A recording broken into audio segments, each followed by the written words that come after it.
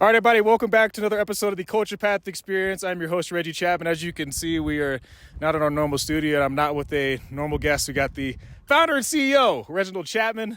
Welcome to the show. I mean, this is your company, but you get a chance to be on the show. I really appreciate it, man. Just being out here, enjoying this time with you, and for us to be able to shoot on site like this, can't really beat it. All right, so just break it down for everybody. Where have you brought me out here today? Where are we? Well, you know, we used to live in Colorado, Okay. right? In fact, you just missed it by being born in Colorado by that much. All right. And I want to bring you back here to really, and from a place where you do mountain adventure sports. We are now in Winter Park, Colorado, at the Trestle Resort. Obviously, you ski in the winter, and you can mountain bike and climb in the summertime. I mean, it's a pretty good place, man. I mean, I've really enjoyed the day that we had today. We'll get into today in a second, but first off, we have to start off with why you decided to start Culturpathxc. I mean, what was the reason for creating this company, and why do you feel like it's so important? Yeah, that's a great question. One of the things that I noticed when I was out, right, whether I'm riding my mountain bike or whether I'm skiing or whether just doing some day hikes, is that I just be by myself, right, in terms of looking like us, right? And you see other people that are not like us all over the place. So at the end of the day, man, I really wanted to figure out a way for us to create a new connection that goes beyond social media, actually being outdoors, being out in these trails, all of us that where we can see others that look like us and enjoy the great outdoors. So how do you get from where we are right now? Obviously, we've got the podcast, the show, you've got your website, you got the Instagram and everything like that. How do you kind of see this company scaling and creating that experience that you want to have? Yeah. So right now, where the goal is to find a way to create enough experiences for people where people are already doing these experiences and share them and bring it and aggregate that content together. Because we're out here mountain biking, we're out here skiing and snowboarding, we're out here hiking, we're out here climbing, but because those are somewhat niche sports, when you bring them together or when we're separated, it's hard to find each other like that. So I'm trying to bring everybody who participates in those sports or who wants to participate in those sports, trying to bring them all closer together so that we can enjoy each other while we're doing it. I mean, it's incredible because some of the people I've talked to on the podcast are people that you know, that you've kind of come connected with. When you create that connection with other people that look like us out on the trails or mountain biking or hiking, I mean, what is that feeling like for you? And what has it been like for you creating a community for yourself? Yeah. Well, you know, at the end of the day, most of the time when we're out here by ourselves in the great outdoors, if we see somebody who looks like us, it's like, whoa, hey, it's almost like a family reunion, right?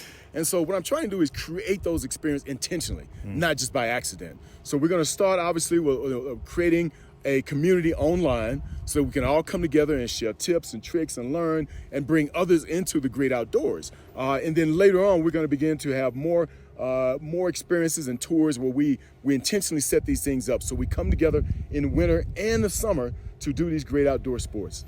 Where does your love for all of this kind of come from? Because, I mean, for someone to actually want to create a company to do this, it's not just going out and doing it. Where did this all kind of come from for you? Where did this love kind of start? Well, one of the things that I noticed when I first started mountain biking and skiing, really over about 30 years ago, is that one of the things I found is just by being out and outdoors, by being able to, especially mountain air, right? You're able to breathe mountain air. You feel healthier. You're doing an activity that exercises both your muscles, your physical as well as your mentals.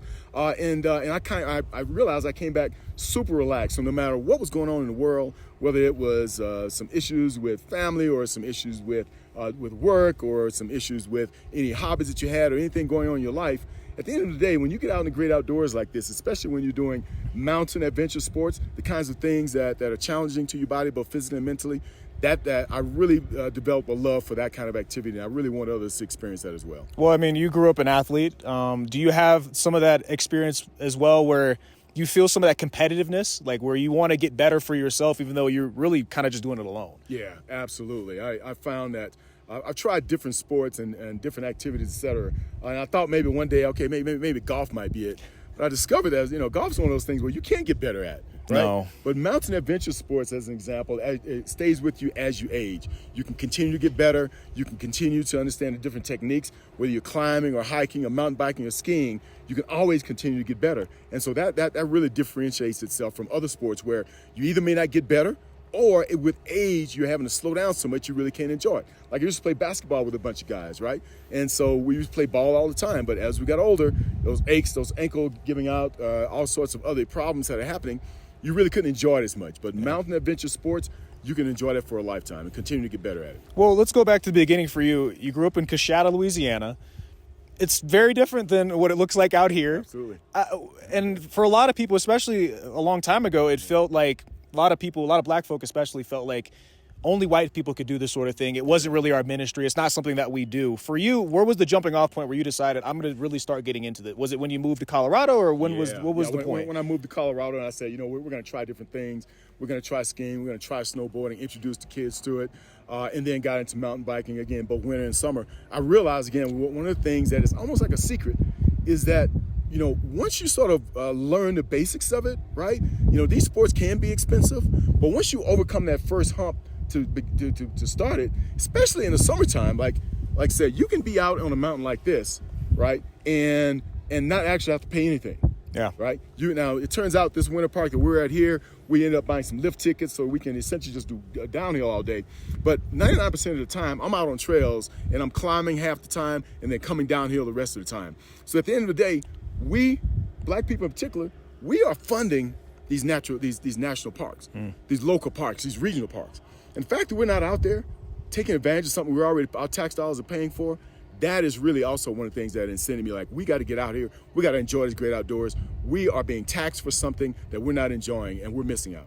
What about the health benefits? Unfortunately, for a lot of black folk, we just get sick or unhealthy, and it takes a lot for them to get outside. Maybe it's the food that we're eating. It's a lot of different aspects. I mean, if we're really getting into it, but it really goes down to years and years of racism, really, at the end of the day. But I think now that you have started this company, have you seen a difference in your health and all these years of you really doing all this outdoor adventure stuff? Absolutely. One of the differences is that, once we try to work out, right, maybe we try to go to the gym, or we try to, maybe go take a walk around the neighborhood. Those are good. But what happens is you just get bored of it, right? And so exercise, again, good nutrition obviously is the first thing. The second thing is getting and making sure you're exercising. Well, the key to exercising is continuing to do it over and over and over again. So mountain adventure sports, you crave getting out and doing this kind of stuff, as opposed to like, I got to get up and I got to go lift some weights, right? By yourself in the gym, with not fresh air.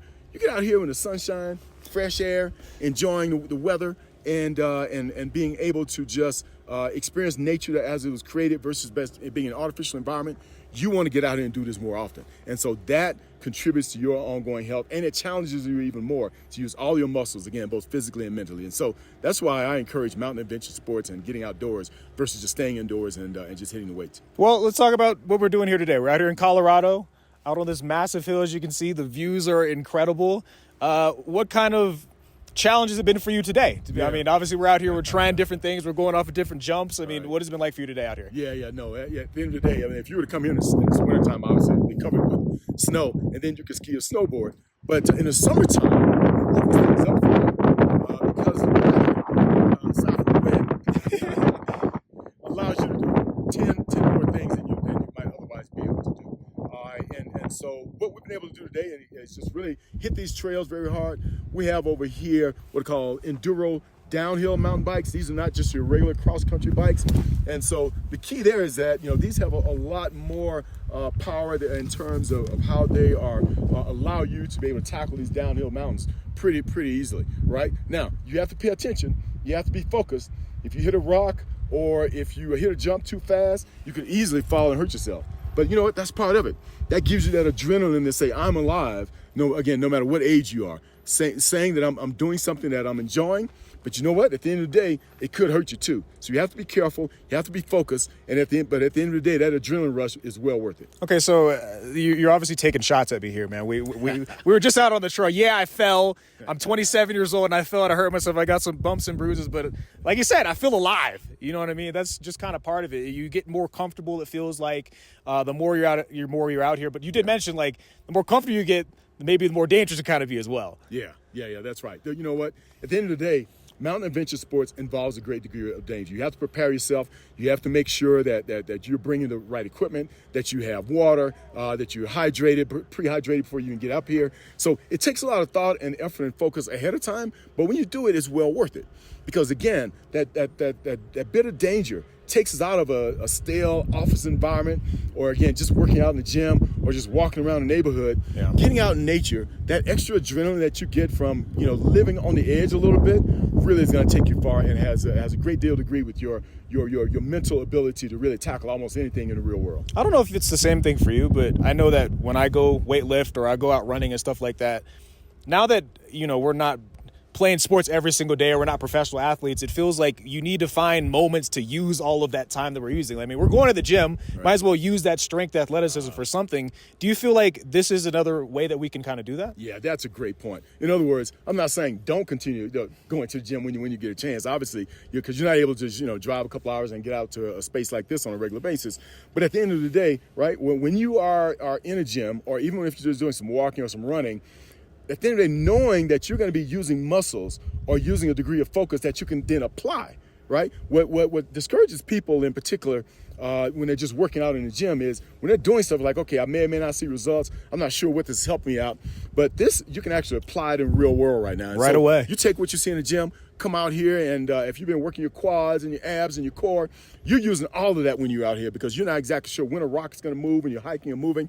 And so doing that gym time prepares you to apply what you're doing in the real world, and it makes it all worthwhile. Especially, I mean, we're out here in high elevation. I know that I went on a hike a couple of days ago back in Atlanta, and I had a buddy who doesn't really work out that much, was absolutely dying on that mountain. I know that it really helped me that I work out, but now that I'm up here, it's helped me even more with this elevation, because the air is really thin. I mean, It makes you feel good about just coming out here, and it feels like it was all worth it. Yeah, for sure. I mean, I felt that right away. As soon as we got up here, I can't remember, what are we, 12,000 feet up or so? Yeah, this is crazy. And so at the end of the day, you are going to have to deal with that again, mountain adventure air, as we call it. And again, at that time where you're doing some aerobics in the gym will help prepare you for this. So what you're doing in the gym, what you're doing at home, what you're doing on your own, prepares you to be out here by applying it, and it really makes it all worthwhile. Okay, you've been doing this for a long time, a lot of years. You've got a lot of equity built up. Yeah. But for the people watching like this, if they're just trying to get into it and they're trying to find their community, where do you think they should start? Is there certain apps they need to be a part of? Is there Facebook groups? And I mean, where do you kind of get over the edge of just saying, hey, this maybe isn't for me, but I want to try it for the first time? Yeah. You know what?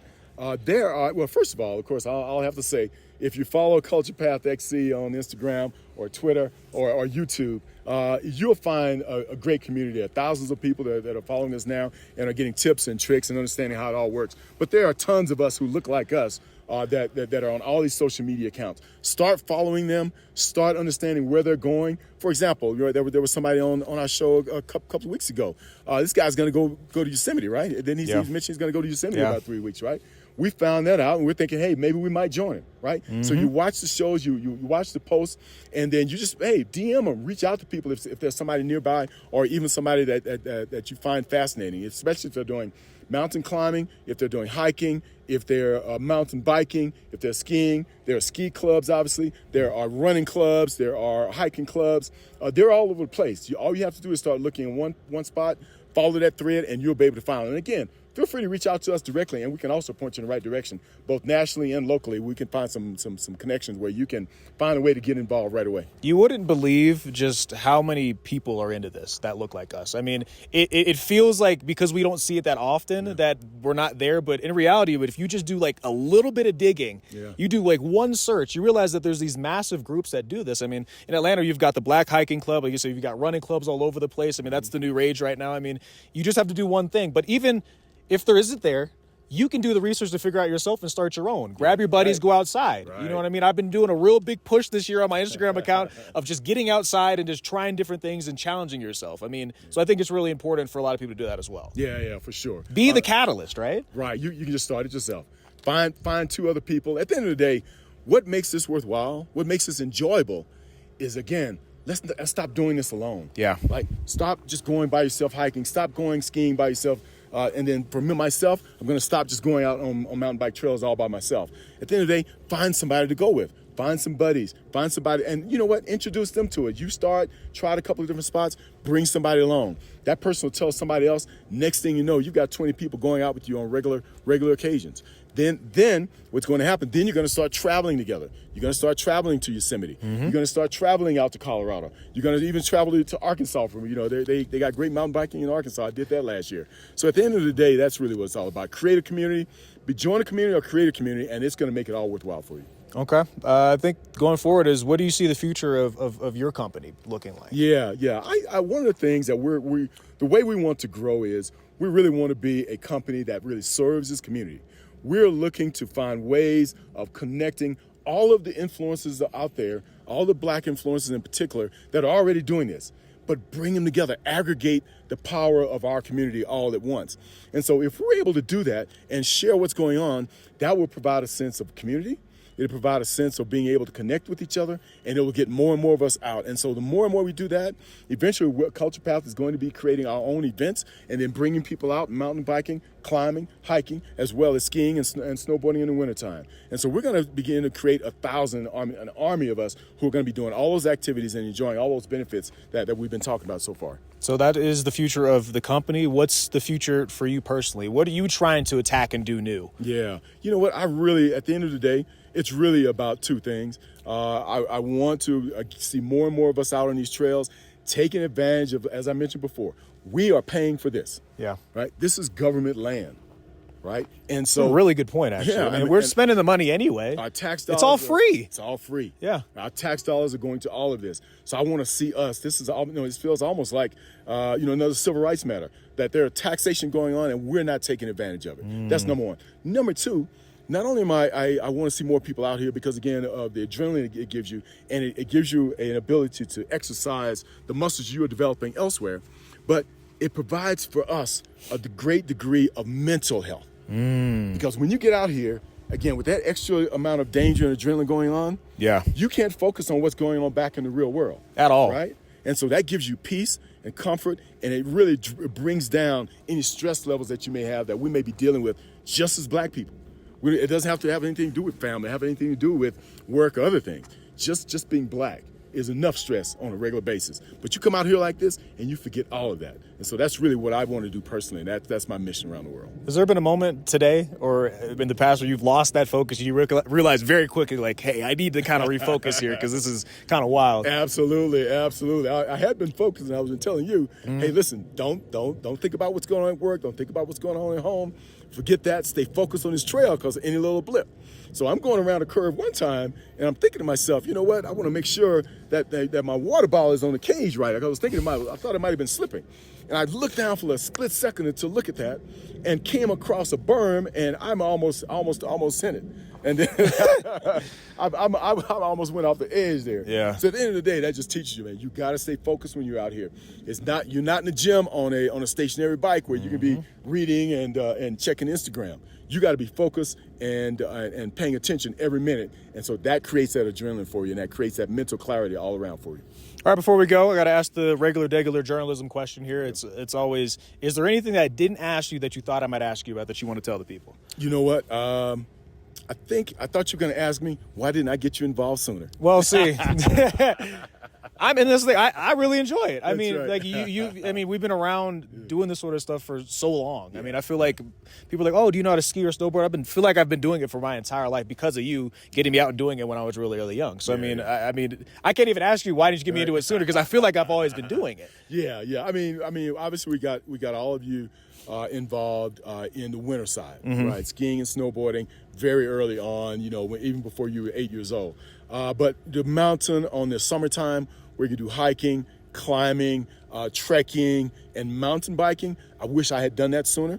And so that's one of the things I want to encourage people, not only as our age, to get involved right now, but bring your kids, bring them up right now. We just saw a kid on the trail, 4 years old. Incredible. Fully geared up on one of these trails here that had lots of challenges. Yeah. And this kid was going slow. His dad was right with him. So it's the same trail that we were on. Yeah, I mean, it's just to put into account, it's the exact same trail that we were going down. That's right. So that would be the only question. But my answer is, you know what?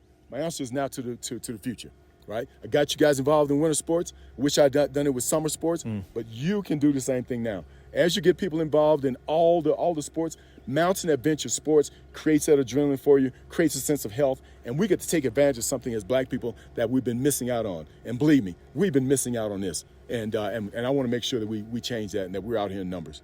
Reginald Chatman, our founder and CEO of the Culturpath Experience. Thank you very much for your time, man. I really appreciate it. Let's go out and finish up these trails, huh? All right, let's do it, man. All right. Peace out.